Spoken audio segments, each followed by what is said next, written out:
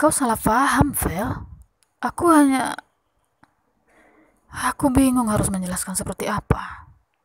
Di sisi lain, kami belum ada hubungan. Di sisi satunya, Felix begitu baik padaku.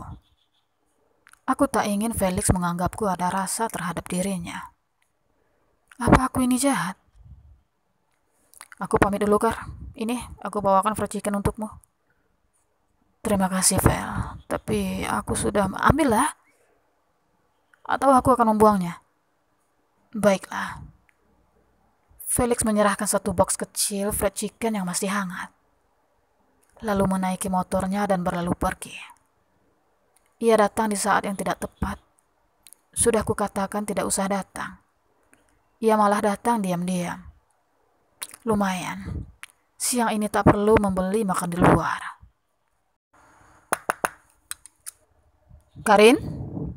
Suara ketukan pintu dari Nyonya Frederick mengganggu makan siangku yang damai. Ia pasti menagih uang kos yang kujanjikan. Bukannya sudah kubilang pekan depan. Dasar Nyonya Frederick. Sebentar, teriakku dari dalam. Kebiasaan mengenakan hot pants dan tank top di dalam kamar membuatku gelagapan mencari pakaian yang agak sopan.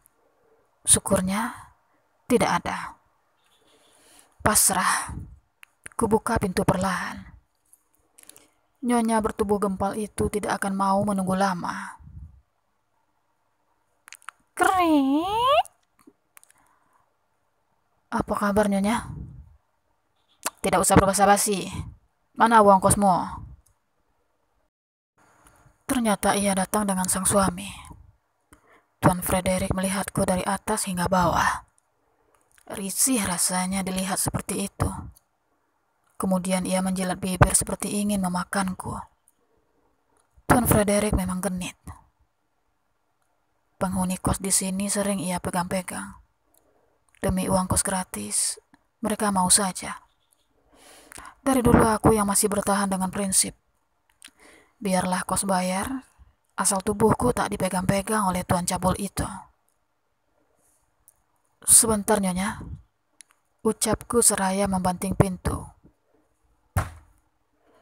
Kurogoh dompet dalam tas yang biasa ku kenakan kemana-mana. Beberapa lembar uang 100.000 sangat sayang untuk dilepas. Daripada tuan cabul itu menatap mesum padaku, ku tarik selimut untuk menutupi diri. Ini, Nyonya. Kau tak sopan. Kami berdiri di pintu tanpa kau tawarkan masuk, Kar.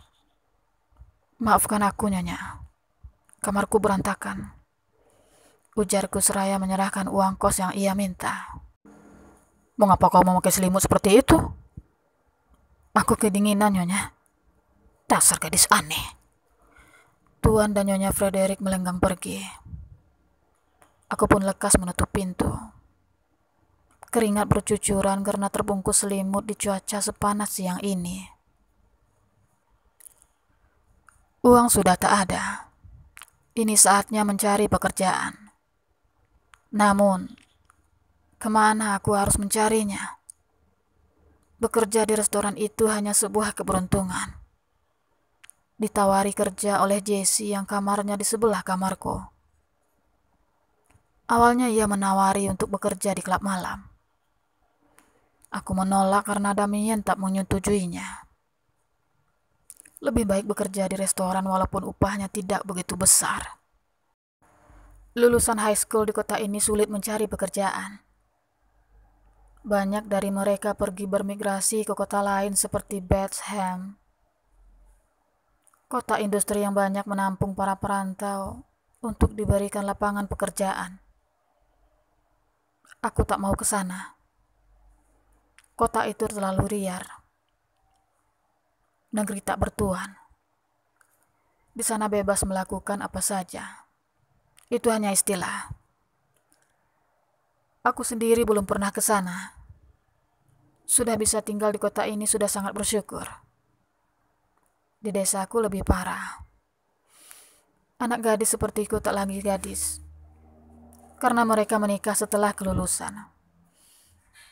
Menurut orang tua di desa, seorang wanita hanya akan menjadi ibu rumah tangga. Tak perlu sekolah tinggi-tinggi atau mencari pekerjaan. Bekerja itu tugas seorang kepala rumah tangga. Aku jadi rindu orang tua yang telah tiada. Semoga mereka tenang di alam sana. Waktu ibu pergi menyusul ayah ke alam baka, Damien yang mendampingiku melewati hari-hari yang menyakitkan.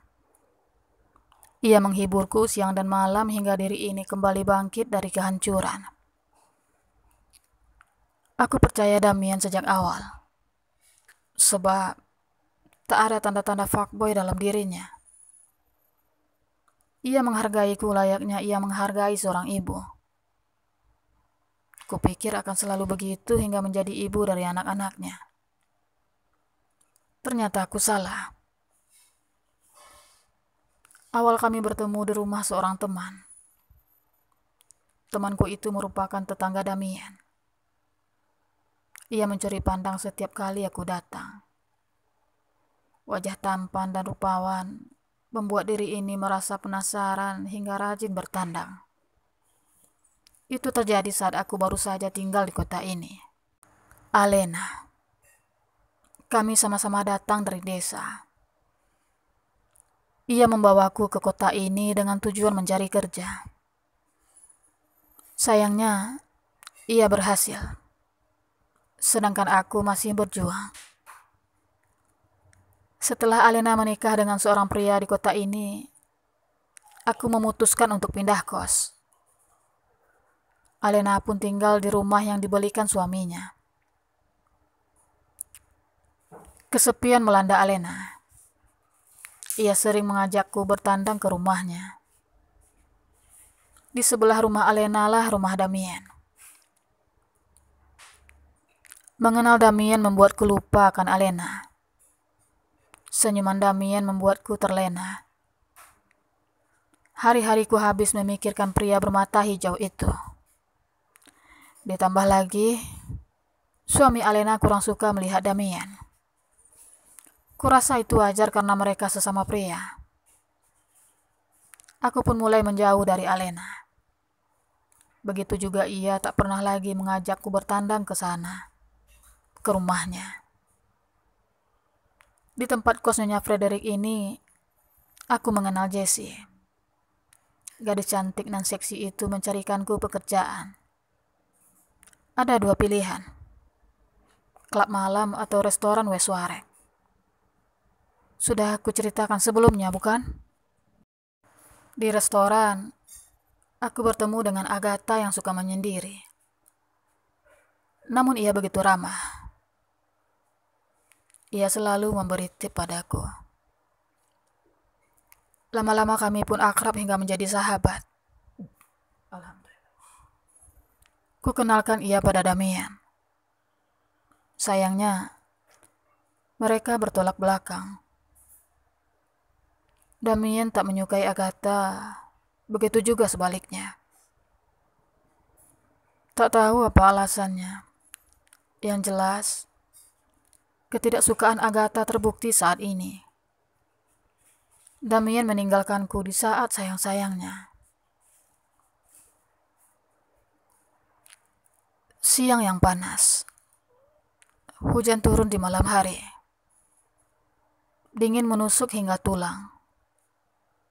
Aku sedikit fobia akan suara hujan yang menghantam atap. Suara angin yang meniup pepohonan.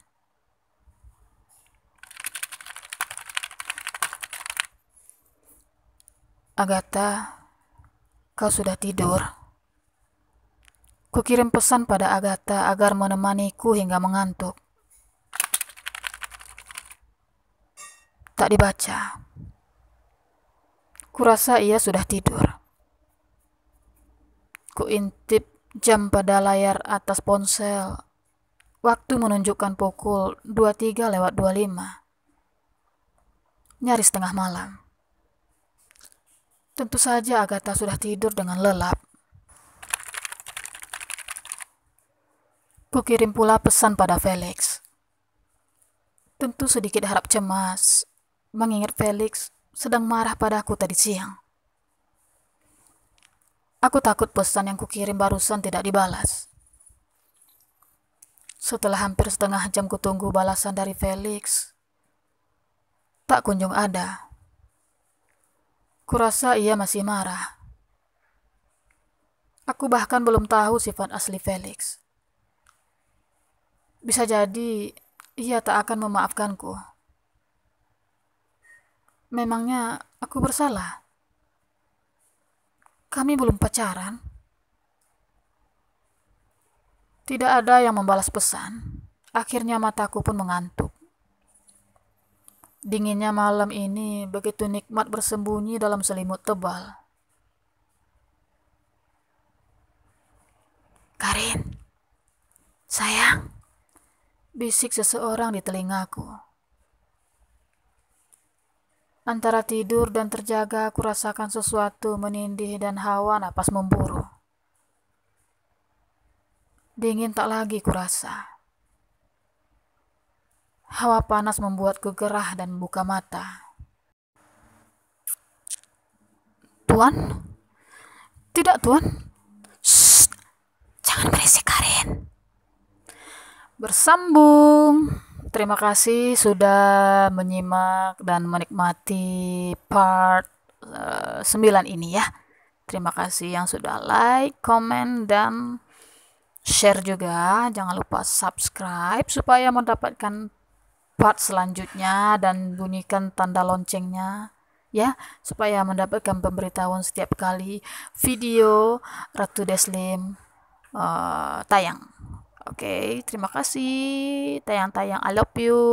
Assalamualaikum warahmatullahi wabarakatuh.